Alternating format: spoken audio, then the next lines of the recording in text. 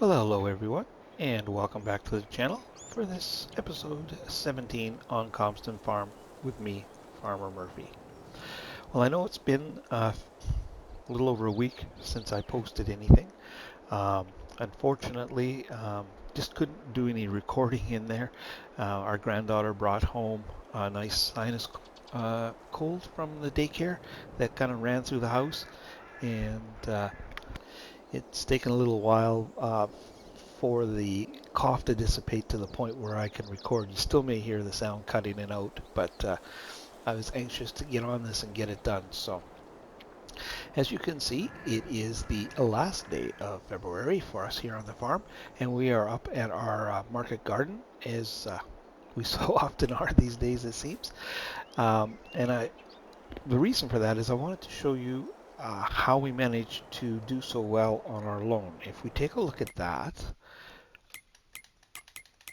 we can see that we are down to 585,000. Um, we were at 950, I believe, when I left you last, and so that's 365,000, if my math's correct, that we've managed to pay off. A big part of the contribution comes from up here at our market garden, um, and we've been getting about 40 to 50,000 dollars a month from the products we've been selling. As you can see, I've got one load here on our Kubota already, and we still have a number of products here in our spawn point. We have a couple new products that you haven't seen since the last time I showed you delivery. We have sugar from the sugar beet, and we have cake. Now this is due to the fact that we did that sugar beet harvest obviously.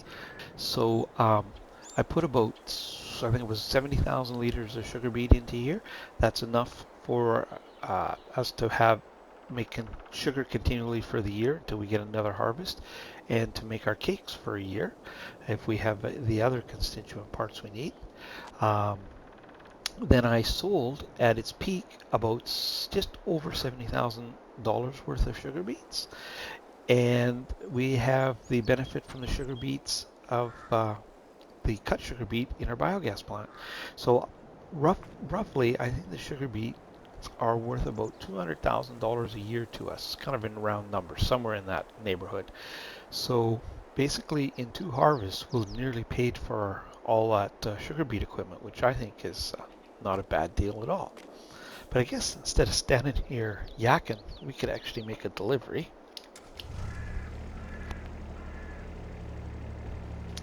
So in addition to the 50,000 we're getting monthly from up here, 40 to 50, we're getting about 30,000 from the biogas plant in the course of a month, from the cut sugar beet, the manure, and the silage. Now, we don't have enough manure to keep the plant running 24/7.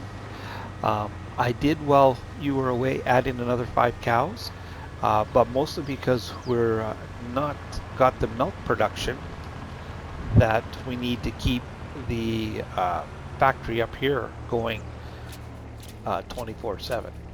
So I'll just watch here and see what we get. So that's just over 9,000. We were at 27 already for the month, so that brings us to 30. What is that? 36. Yes, so I think with our newfound wealth here this morning again, I think I will buy another 5 cows, mostly because I keep running out of milk over a 24-hour period for our cake and butter and so on here. All right, I'll get this loaded up, and we'll take it in, and we'll see what we get. Catch up with you in just a second. Well, we're down here at the sell point with our last load. I didn't show that loading up because I do admit I cheat. I got the liftable pallets on, so I just load it by hand just to save time. So I didn't want to show that on camera.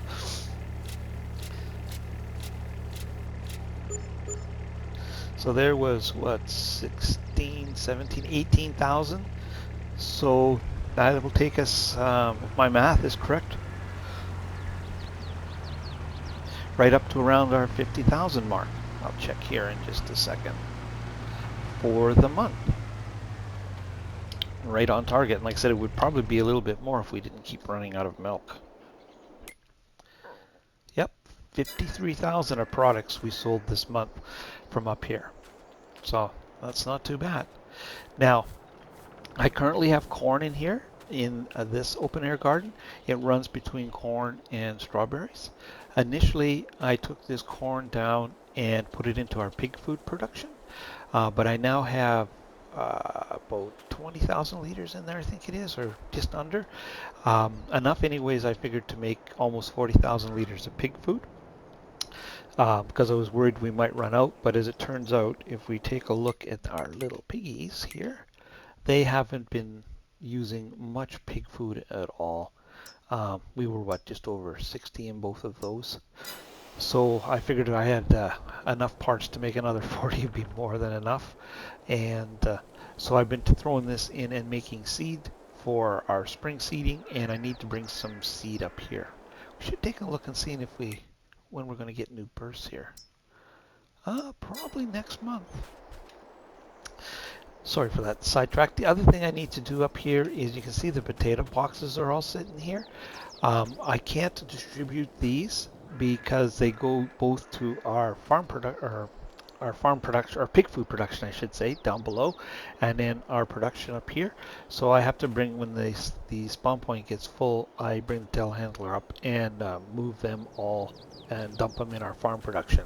As you can see, they are too heavy, even with liftable pallets, to pick up. Our last revenue source here, I brought up a load of fertilizer. We've been making enough fertilizer to usually sell a load somewhere this size every month. I thought I'd just bring it up here. I usually sell it. There's a sell point down the BJ that takes it. But just because we were doing everything up here, I brought it up here this morning. So we'll see what we get for this. Now, I haven't sold any pig food or anything else like that. This is just where our money's been coming from.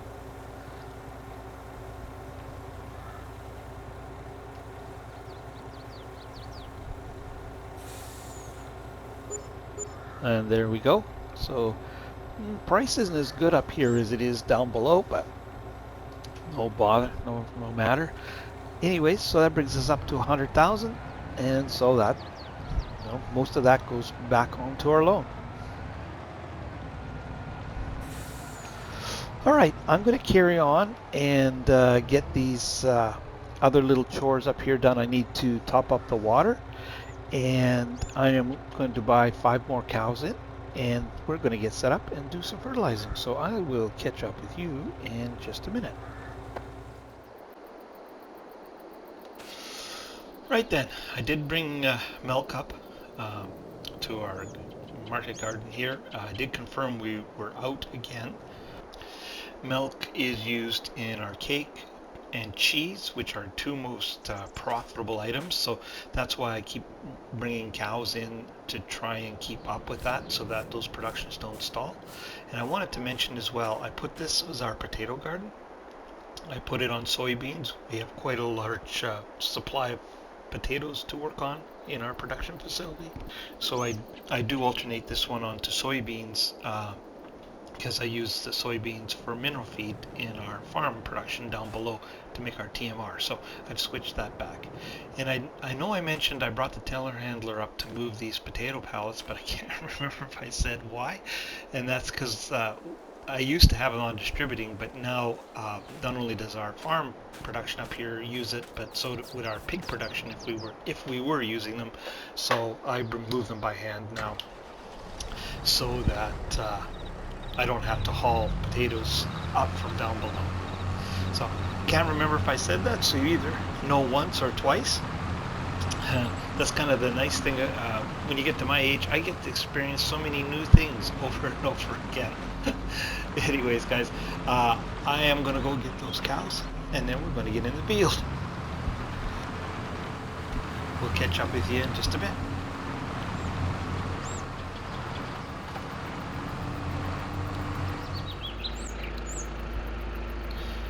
Okay, we're with our new cows, and as you can see, this will take us to 55 cows, so we don't have a crazy amount.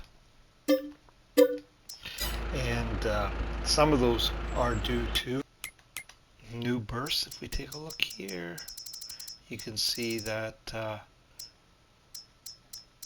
we have a few that are still in puberty, so we've had some organic growth on the farm too. So anyways, that is that job done. Next, we're going to get out into the field, so I'll get set up for that and we'll get after that job. Well, as you can see, we have the sprayer out of the shed. We'll fill it up with our green fertilizer that came from our farm production. If we take a look, you can see we have just over 25,000 liters in there.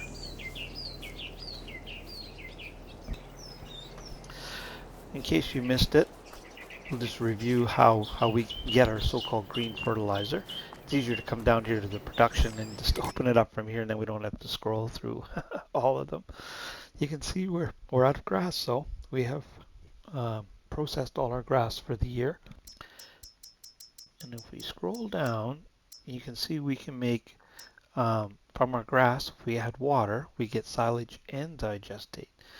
And as you can see from that recipe, we would get quite a pile of digestate. And if we were to take that and run it through our dryer and make solid fertilizer that way, well, let's just say that would be a bit cheaty. We'd be out of debt already. But we can also dry it down in here, add lime to it, and get solid fertilizer. But you can see that's at a 10-to-1 ratio. And the same with liquid fertilizer.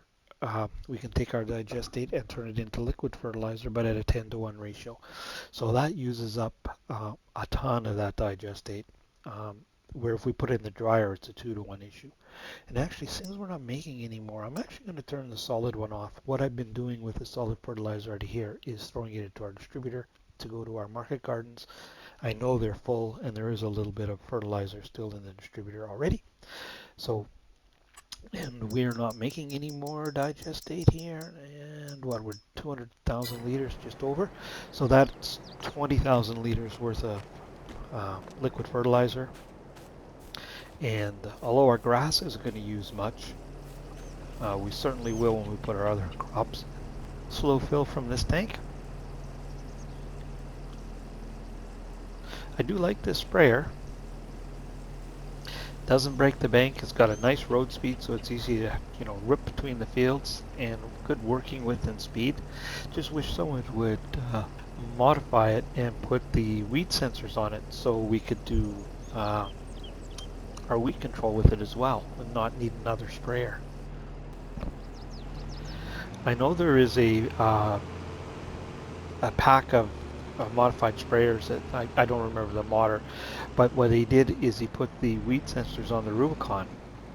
Well, that's pretty nice. It's a good size sprayer. It costs you lots of money, but you can't put the crop sensors on it. So even you spend $500,000 and all you can do is weed control with it.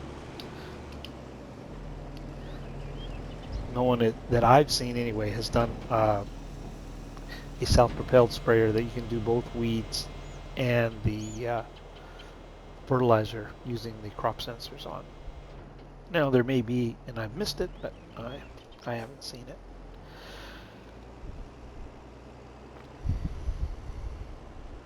Speaking of crop sensors, better turn them guys on. I almost, probably about half the time, forget to use them.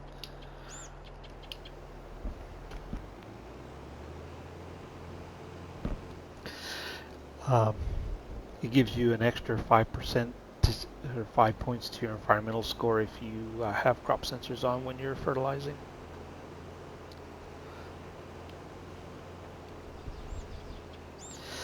Nice and green here on the map.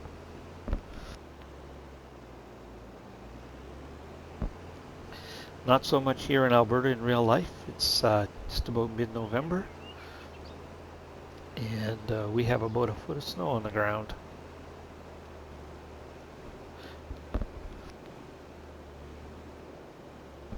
It's amazing how fast things can change here. Just yesterday my wife and I were out and about, and we were repeating a trip we'd made only 2 weeks ago. And when we went last time, fall colors. There was even some farmers out picking up some bales, you know, doing some finish work, that kind of thing.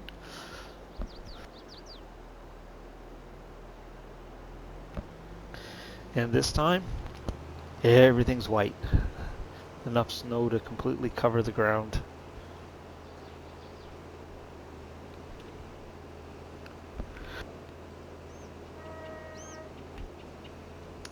Unfortunately, it probably won't last. We're kind of in the area of Alberta where we're not directly impacted by what they call Chinooks, the warm air that comes over the mountains, but we still do feel its impact, and that's hung up on a tree branch there. Likely, we won't stay cold enough this time of year for sure to maintain all that snow here.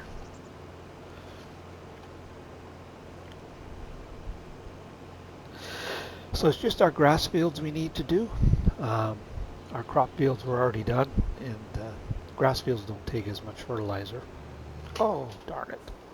Hooked up again.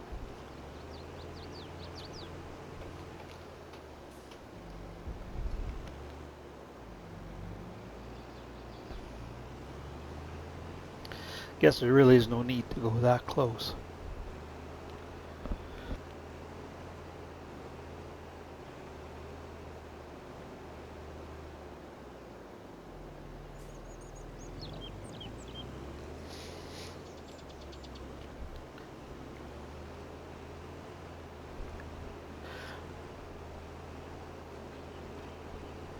We're doing pretty well on our loan.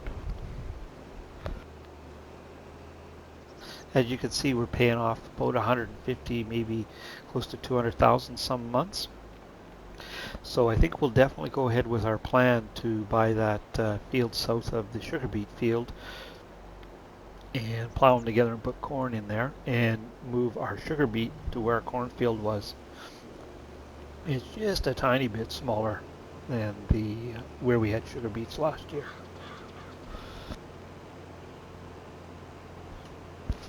Corn is where we're feeling a bit of the pinch on the pig food production. We're also feeling a bit of a pinch on barley, but as we're using it not only for pig food production but for flour for our cakes. And we're pretty much out of barley. So if at all possible, I wouldn't mind finding another field. Unfortunately, they're all pretty darn pricey. But we'll take a look when it gets closer to seeding time.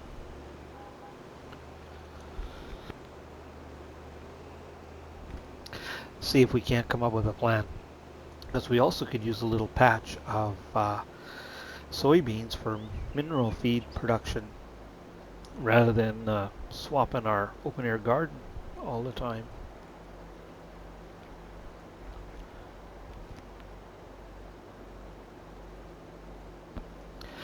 Anyways, we'll see how we do with paying off our loan and seeing what we can come up with a plan here in a month or two.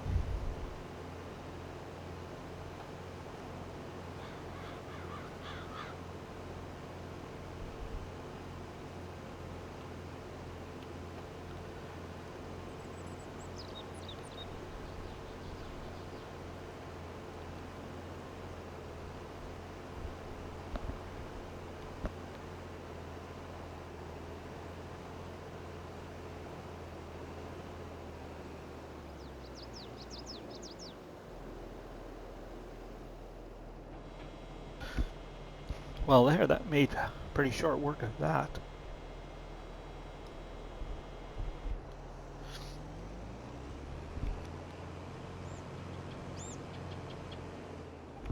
So I'm going to carry on and do our other grass fields. I am looking forward to finding out how our plowing test went and our new field creation up there. Sorry about that. Had to cut out, missed the cough there. Yeah, how our if our field creation was worth it. But for today on the farm, I think I'll leave you there because I'm just going to fertilize these other grass fields. And then I'll probably just fast forward through the day and see what the next month holds. So I'll catch up with you then. Well, good morning and welcome back to the farm. It's been exactly a month since we last met here. During that time, all I did was uh, our chores, as I showed you a little bit ago, and continued to pay off our loan. And then I went and borrowed all the money back, plus another 50,000, I think. Um, that's why our money is up at 700,000, and why we got our plowing outfit here. But I'll explain that craziness in just a minute. First, let's talk our animals. I did go and buy, as you saw, those extra 5 cows, and that was all we needed now to tip us over. So we now are producing enough milk to keep our productions running 24/7. And it looks like if we're not at producing enough manure, we're so close to be able to keep the BGA running on manure 24/7. And I think the last change I made, if we look at our animals here, will be enough to tip us over because we did have our new births on our pigs. And what I did is I moved all the juveniles, as you can see, down to the pasture. There's 40 that are just starting puberty, and we have 40 in our pigsty that are just starting reproduction.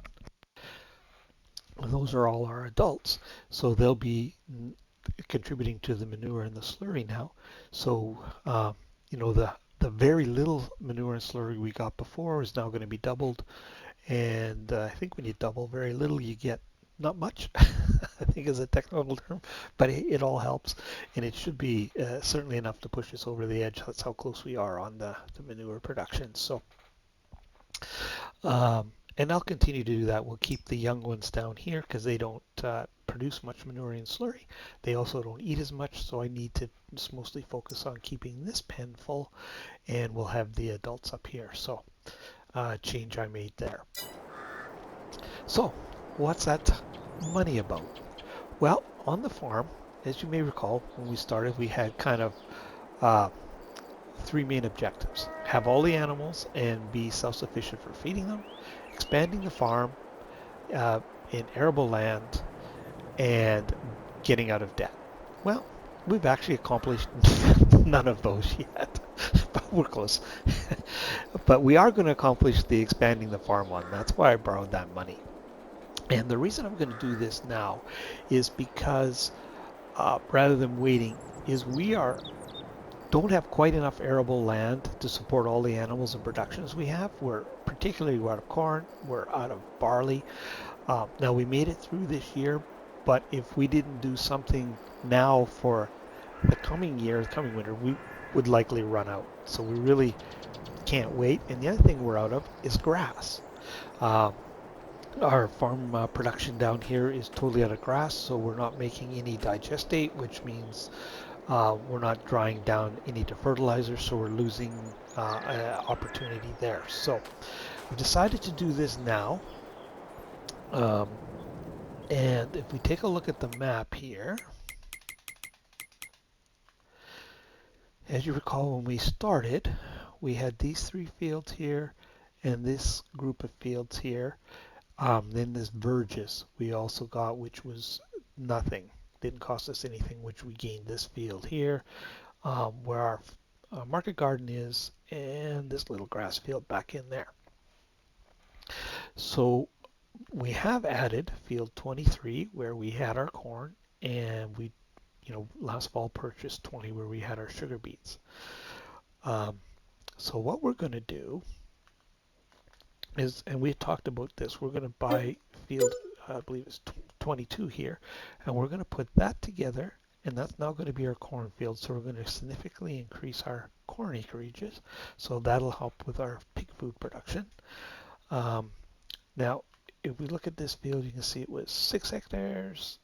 We're going to move our sugar beets down to here. It's 4.5, but you may have noticed this is a better field, 102% yield versus 93. So we are going to drop some sugar beet, but that was the one crop we had lots of. We were actually able to sell some of that on, and I'm sure we'll still be in that position as well. So then I'm going to buy this field here that we're going to put barley in, And this little field that I've had my eye on for a long time, and seeing as we're in the mode, we're going to do that. And what I'm going to do with this is I'm going to put soybean in. I've been grabbing the soybean for our mineral feed by manipulating the market gardens. Um, this is just convenience. I should get enough soybean to make mineral feed for a year, and I won't have to mess around doing that. So now if we take a look, we can see that 22 is a grass field, 8 is a grass field, and field 10 is a grass field. So that the fact that they were some of the smaller fields, because those big suckers are crazy expensive, is another reason I did it, because we're going to wait till next month and take the grass off all of those, and then we will put the crops in. Um, so that is what we're going to do. But right now, field 20 needs to be plowed, and field 23 needs to be plowed. So we're going to get cracking on that and get that done. And we'll have to rock pick and lime if they need it. So that's what we're going to be up to today, as well as I picked up 3 contracts, like that's what, $75,000 worth of fertilizing contracts that we can get done as well. So that'll help us on our road to start paying back our debt again. The other thing I'm going to try and get done today, if at all possible, is I'm going to scan those new fields and throw just a quick squirt of fertilizer on them to maximize the grass we get off them. So it's going to be a very busy day on the farm, a very busy few days, because if we look at our crop calendar here, it was a long way around to get to it, but sorry about that, is we can actually get our barley in now and our sugar beet in now. Of course, barley's got to wait till we get the grass off, but we could get the sugar beet in. And then starting next month, we can do our corn and our soybeans. So for the March and April, it's going to be a busy time on the farm here. Got lots to do. So hopefully the weather holds for us. But I can't believe our 30 minutes is come and gone already again. It goes so fast on the farm.